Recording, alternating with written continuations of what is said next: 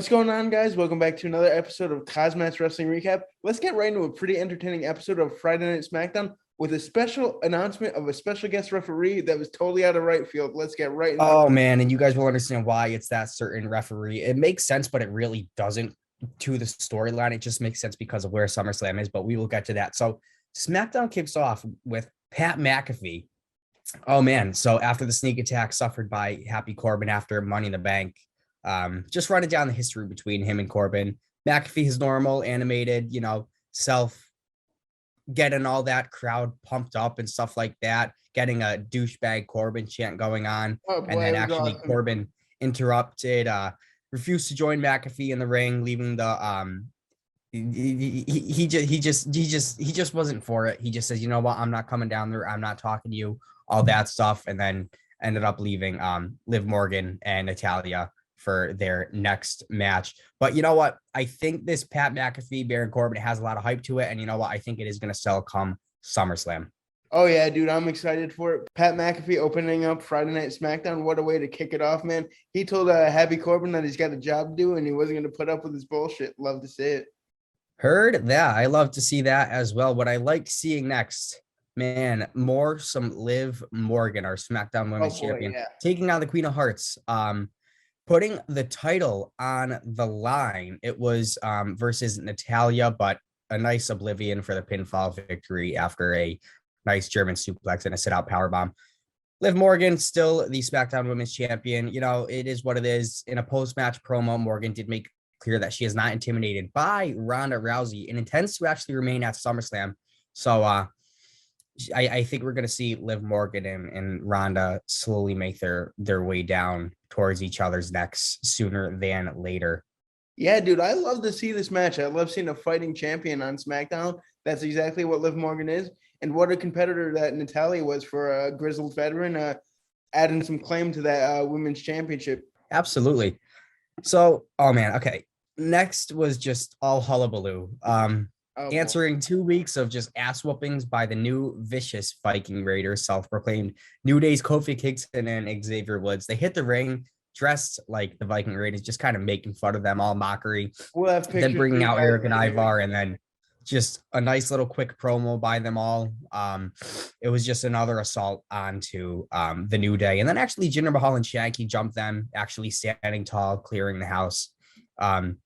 So could we see maybe a triple threat match come SummerSlam? Jinder Mahal and Shanky, I think that's all they really got for tag teams on SmackDown for just this certain storyline. Of course, we got the Usos and the Street Profits, but it just doesn't match that tandem because that's more in the main event. They're more main event material. Usos, they're main event. New Day, they're kind of staying mid-card now. I get it. I see what they're doing.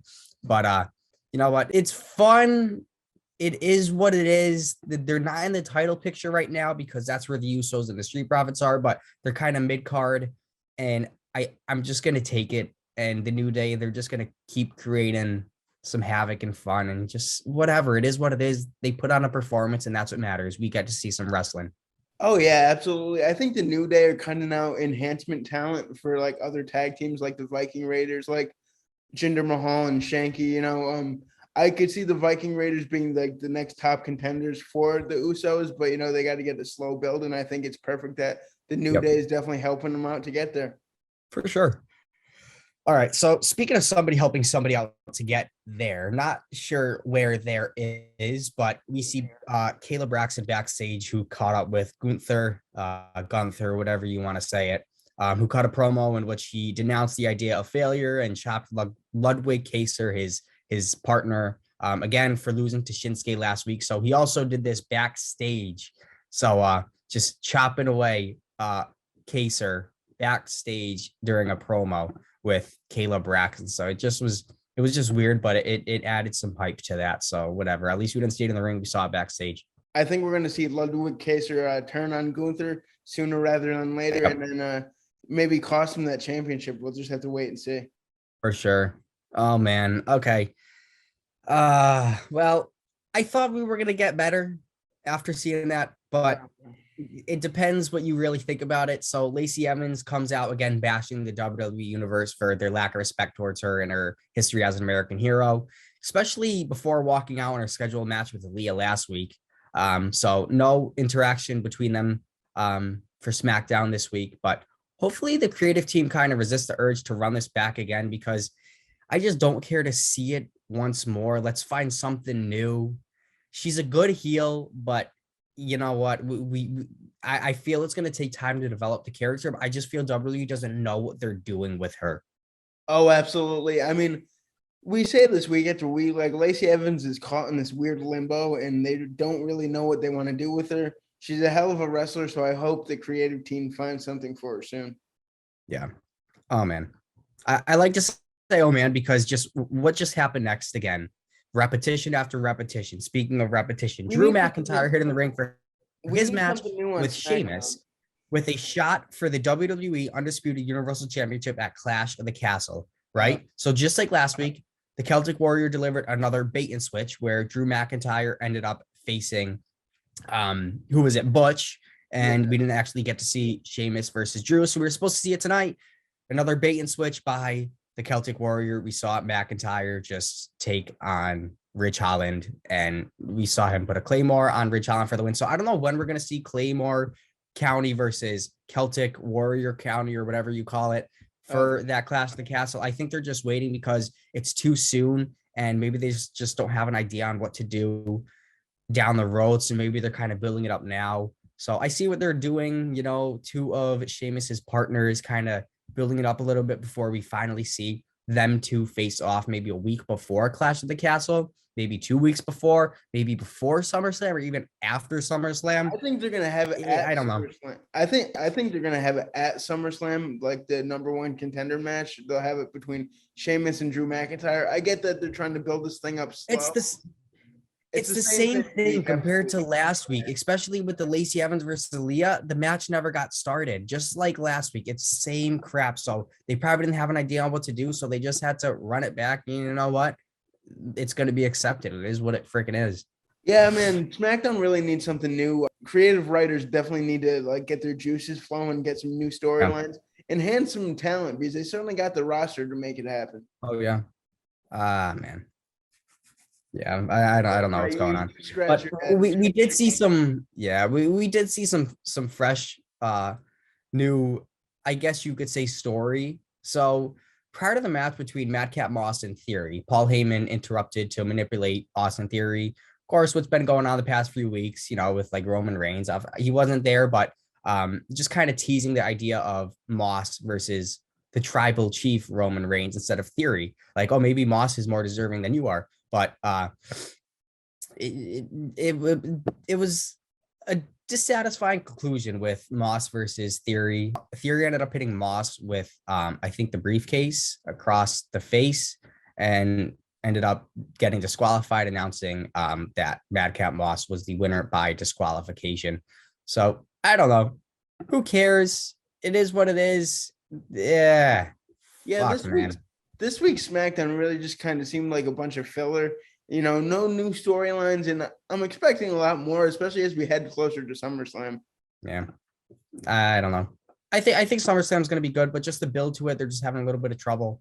You know, it's not going to be perfect, but they have writers, man. They have hundreds of writers, and maybe it's just not going through to Vince McMahon, and Vince just doesn't like it. And yeah. But they have writers, they're doing their job and they're supposed to make stuff entertaining. And it just wasn't there for me. And I don't know. But moving to our main event, the honorary Usos, Sami Zayn joining Michael Cole and Pat McAfee for the main event. Street Profits, Angelo Dawkins and Jimmy Uso going one-on-one, Montez Ford and Jey Uso accompanying their respective partners ringside.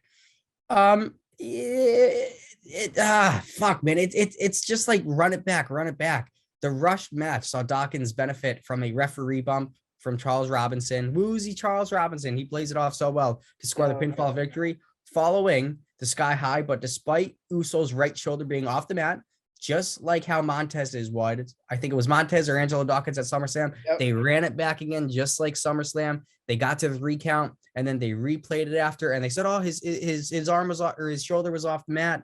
And then after the match, Adam Pearce appeared and revealed that the special guest referee for the SummerSlam match between the two teams, the Usos versus the Street Profits, will be none other than Hall of Famer 6-time Intercontinental Champion, JEFFJARRETT, Jeff Jarrett, Oh hometown, my God. Nashville, Tennessee, where SummerSlam 2022 is. Makes perfect sense. Fuck. Jeff Jarrett, man, this really came out of left field, huh? I mean, I'm here to see it though, man. Look how far Jeff Jarrett's come. He was on horrible terms with WWE. Now he's going to be a special guest referee. What is going on with WWE creative right now? I don't know. I honestly But hey, see this. it was Jay who pinned Montez, and Montez had his shoulder up at Money in the Bank. So now Dawkins pinned Jimmy or whoever it was. I think I said he faced Jimmy. Just shenanigans, yeah. Yeah, and so it was kind of roles reversed, but they're just, they kind of rolled it back with just different the opposite tag team partners. But man, Jeff Jarrett SmackDown, just fuck, man. It is what it is. Oh man, this is certainly a chaotic way to end the show, man. Jeff Jarrett at SummerSlam is the special guest referee. I think he's definitely going to screw over one of the teams. I think the highlight, maybe, but I think the highlight of tonight was Sami Zayn on commentary for the main event, even though the match ended in a brawl again after, just with all stars being pissed off and whatnot. Good way to end the show. I see what they did there, but Sami Zayn on commentary is just freaking gold, dude. Oh yeah, for sure. Let us know what you guys thought about the show. Always like, comment, and subscribe. And Matt and I will keep you updated on all the news going on in the WWE universe. We could have Raw potentially going to a TV 14 sooner rather than later. That'll be interesting. Let us know what you guys thought about tonight's show. Always like, comment, and subscribe. And we will see you Tuesday for a Raw recap. And Sunday, we will have a NASCAR recap for you. So peace out, baby. Adios. Come on and fight.